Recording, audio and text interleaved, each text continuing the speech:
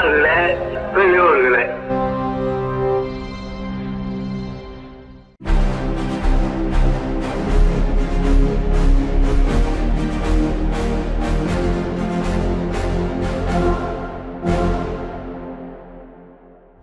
அனைவருக்கும் வணக்கம். இன்றைய விடுதலை பார்வைக்கு அன்போடு வரவேற்கிறோம். சுயமரியாதை, பகுத்தறிவு, சமூக நீதி ஆகிய கருத்துக்களுடன் வெளிவரும் உலகின் ஒரே பகுத்தறிவு நாளேடான விடுதலை இன்று வெளிவந்திருக்கிறது. இன்றைய விடுதலையில் பல்வேறு செய்திகள் இடம் பிடித்திருக்கின்றன. குறிப்பாக திராவிடர் திருநாளாம், தமிழர் திருநாளாம், பொங்கல் விழாவை முன்னிட்டு பல்வேறு செய்திகளும் கட்டுரைகளும் இன்றைய விடுதலையில் இடம் பிடித்திருக்கின்றன. பொங்கல் என்பது திராவிடரின் உழைப்பு திருநாள். உழைப்பை சிறுமைப்படுத்துவது ஆரியர்களின் தீபாவளி. திராவிடர் பண்பாட்டு விழாவாம் பொங்கலை கொண்டாடுவேர் என்று திராவிடர் கழக தலைவர் ஆசிரியர் கி. வீரமணி அவர்கள் வாழ்த்து அறிக்கை வெளியிட்டிருக்கிறார். மூளையில் தள்ளி வைத்த இந்த மதச்சார்பற்ற, ஜாதிகளில் சாயாத, மூட நம்பிக்கை இல்லாத ஒரு திருவிழாவை திராவிடர் பண்பாட்டு திருவிழாவாக கொண்டாடி மகிழ்வது பகுத்தறிவுக்கு ஒத்த விழா என்பதை தந்தை பெரியார் திராவிட இயக்கம் மீட்டு சிறப்பு பீடத்தில் நிறுத்தினார். சுமார் 80 ஆண்டுகளுக்கு முன்பாக திராவிட இயக்கம் மக்கள் மகிழ்ச்சியில் திளைக்கும் மகத்தான திருவிழாவாக, எவ்வித வேறுபாடும் இல்லாது மகிழ்வு பகிர்வு விழாவாக மக்கள் கொண்டாட பரப்புரை செய்து தனி வெளிச்சத்தை பாய்ச்சியது.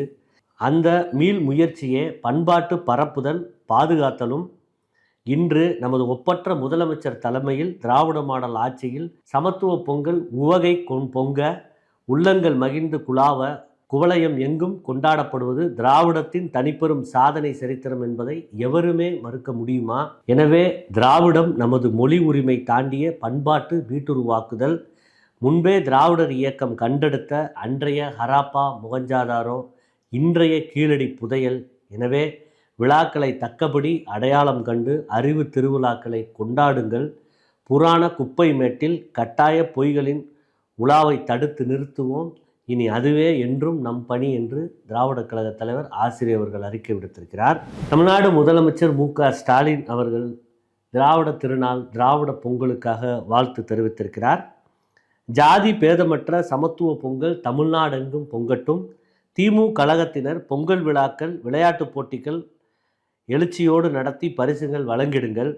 சென்னை சங்கமம் 2026 கலை விழாவை சென்னையில் தொடங்கி வைக்கிறேன். 17ஆம் தேதி மதுரை அலங்காநல்லூர் சென்று கலைஞர் நூற்றாண்டு ஏறு தழுவுதல் அரங்கத்தில் ஜல்லிக்கட்டு போட்டிகளை தொடங்கி வைக்க உள்ளேன். 2026 பொங்கல் மகிழ்ச்சி பொங்கலாக, திராவிட பொங்கலாக, நமக்கு வெற்றி பொங்கலாக பொங்கட்டும் என்று அவர் தனது வாழ்த்துக்களை தெரிவித்திருக்கிறார். மேலும் இன்றைய விடுதலையில் திராவிட திருநாளாம், தமிழர் திருநாள் பொங்கல் விழாவை முன்னிட்டு தந்தை பெரியார் கூறியிருக்க கட்டுரைகளும், பேரறிஞர் அண்ணா அவர்களின் பொங்கல் வாழ்த்தும், பாவேந்தர் பாரதிதாசன் அவர்களின் பொங்கல் வாழ்த்தும், பல்வேறு அறிஞர்களின் கட்டுரைகளும் இன்றைய விடுதலையில் வெளிவந்திருக்கிறது. வாசகர்கள் அதை படிக்குமாறு கேட்டுக்கொள்கிறோம். வாக்காளர் பட்டியலில் இருந்து நீக்குவது ஒரு நபரின் இந்தியாவின் வசிக்கும் உரிமையை சந்தேகத்திற்கு உள்ளாக்குமா என்று தேர்தல் ஆணையத்திடம் உச்சநீதிமன்றம் கேள்வி எழுப்பியிருக்கிறது. அனைத்து பள்ளிகளிலும் ஏழைகளுக்கு 25 விழுக்காடு இலவச இடங்களை உறுதி செய்ய உச்சநீதிமன்றம் நடவடிக்கை மேற்கொண்டிருக்கிறது. ஒரு ரிக்ஷா ஓட்டுநரின் குழந்தை ஒரு பெரும் பணக்காரரின் அல்லது உச்சநீதிமன்ற நீதிபதியின் குழந்தையுடன் பள்ளியில் படிக்கும்போது மட்டுமே சகோதரத்துவம் என்ற அரசியலமைப்பு சட்ட இலக்கை அடைய முடியும் என்று கூறிய உச்சநீதிமன்றம், கல்வி உரிமை சட்டத்தின் கீழ் கட்டாயமாக்கப்பட்டுள்ளபடி அனைத்து பள்ளிகளும் ஏழை மற்றும் பின்தங்கிய பிரிவுகளைச் சேர்ந்த குழந்தைகளுக்காக 25 விழுக்காடு இலவச இடங்களை வழங்குவதை உறுதி செய்வதற்கான நடவடிக்கைகளை தொடங்கியிருக்கிறது. பொங்கல் திருநாளின் போது கனிமொழி எம்பி அவர்களின் ஏற்பாட்டில் தொடர்ச்சியாக சென்னை சங்கமம், நம்ம ஊர் திருவிழா மிகவும் கோலாகலமாக கொண்டாடப்படுவது வழக்கம். இந்த ஆண்டு இந்த விழாவை இன்றைக்கு முதலமைச்சர் மு.க. ஸ்டாலின் அவர்கள் தொடங்கி வைக்கிறார். அதனை ஒட்டி நாளை முதல் 18ஆம் தேதி வரை மாலை 6 மணி முதல் இரவு 9 மணி வரை சென்னையில் 20 இடங்களில் 40 வகையான கலை விழாக்களுடன் நடைபெற இருக்கிறது. சென்னை சங்கமத்தில் முதன்முறையாக குவாப்டெக்ஸ் மற்றும் கலை பண்பாட்டுத்துறை இணைந்து நடத்தும் அலங்கார ஆடை அணிவகுப்பு நிகழ்ச்சி காணும் பொங்கலான வரும் 17ஆம் தேதி சனிக்கிழமை சென்னை அருங்காட்சியகத்தின் வளாகத்தில் தேசிய கலைக்கூடம் முன்புறம் மாலை 6 மணி அளவில் நடைபெற இருக்கிறது. அந்நாள் இந்நாளில் மெட்ராஸ் மாகாணம் தமிழ்நாடு என பெயர் மாற்றிய நாள் இன்று. ஆங்கிலேயர் ஆட்சியில் தென்னிந்திய பகுதிகள் மெட்ராஸ் மாகாணம் என அழைக்கப்பட்டது. இந்திய நாட்டின் விடுதலைக்கு பிறகு 1950 இந்தியா குடியரசு நாடானது. அதையடுத்து 1956 மொழிவாரியாக மாநிலங்கள் பிரிக்கப்பட்டன. அதன்படி கர்நாடகம், கேரளம், ஆந்திரா மாநிலங்கள் பிரிக்கப்பட்டன. ஆனால் தமிழ் மொழி பேசும் மக்கள் இருந்த பகுதி மட்டும் மெட்ராஸ் மாநிலமாக தொடர்ந்து வந்தது. பின்னர் பலமுறை தமிழ்நாடு பெயர் மாற்றம் குறித்து குரல்கள் எழுப்பப்பட்டன. இறுதியாக 1967 பேரறிஞர் அண்ணா முதலமைச்சராக பொறுப்பேற்று கொண்டதும் தமிழ்நாடு பெயர் மாற்றம் குறித்து அரசியலமைப்பு சட்ட திருத்த தீர்மானத்தை சட்டமன்றத்தில் ஜூலை 18, 1967 அன்று கொண்டு வந்தார். இது நிறைவேற்றப்பட்டால் அது தமிழின் வெற்றி, தமிழரின் வெற்றி, தமிழ்நாட்டின் வெற்றி என சொல்லி முதலமைச்சர் அண்ணா அப்போது கொண்டு வந்த தீர்மானத்தின் மீதான வாக்கெடுப்பு ஏகமனதாக அனைத்து சட்டப்பேரவை உறுப்பினர்களும் ஆதரவு கொடுத்தனர்.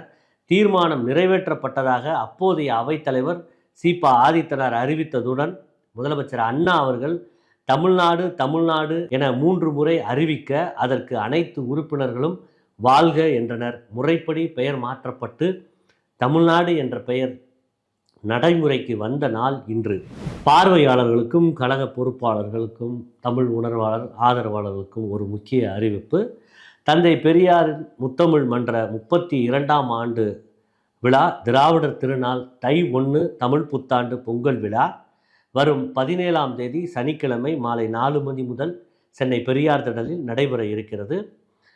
இந்நிகழ்வில் விழுப்புரம் மரபு கலைஞரின் நாட்டுப்புற கலை நிகழ்ச்சிகள் நடைபெறுகிறது. பெரியார் வீர விளையாட்டுக் கழகம் வழங்கும் சிலம்பாட்டமும் இதில் இடம் பிடித்திருக்கிறது.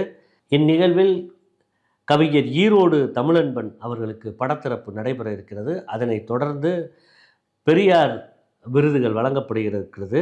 இம்முறை பெரியார் விருது பெறும் பெருமக்கள் எழுத்தாளர் பெருமாள் முருகன் மற்றும் திரைப்பட இயக்குனர் மாரி செல்வராஜ் அவர்கள். இந்நிகழ்விற்கு வரவேற்புரை ஆற்றுகிறார் திராவிடர் கழகத்தின் பொதுச் செயலாளர் வி அன்புராஜ். இந்நிகழ்வில் தலைமை ஏற்றிருக்கிறார் திராவிடர் கழகத்தின் துணைத் தலைவர் கவிஞர் களி பூங்குன்றன். இந்நிகழ்வின் தொடக்க உரையாக திராவிடர் கழக பிரச்சார செயலாளர் வழக்குரைஞர் அருள்மொழி அவர்கள் உரையாற்றுகிறார்கள். இந்நிகழ்வில் படத்தை திறந்து வைத்து விருதுகள் வழங்கி சிறப்புரை ஆற்றுகிறார் திராவிடர் கழக தலைவர் ஆசிரியர் கி வீரமணி அவர்கள். எனவே அனைத்து தோழர்களும் இந்த நிகழ்வில் பெருந்திரளாக பங்கேற்குமாறு கேட்டுக்கொள்கிறோம். இது போன்ற செய்திகளை பார்த்திடவும் திராவிடர் கழக தலைவர் ஆசிரியர் அவர்களின் பேட்டிகள், பொதுக்கூட்ட உரைகள் இவற்றை கண்டுகளித்திட, மேலும் பகுத்தறிவு திரைப்படம், ஆவணப்படம், குறும்படம், குழந்தைகளுக்கான காணொளிகளை பார்த்திட பெரியார் விஷன் OTT செயலியை தரவிறக்கம் செய்து சப்ஸ்கிரைப் செய்யுமாறு கேட்டுக்கொள்கிறோம். நன்றி, வணக்கம்.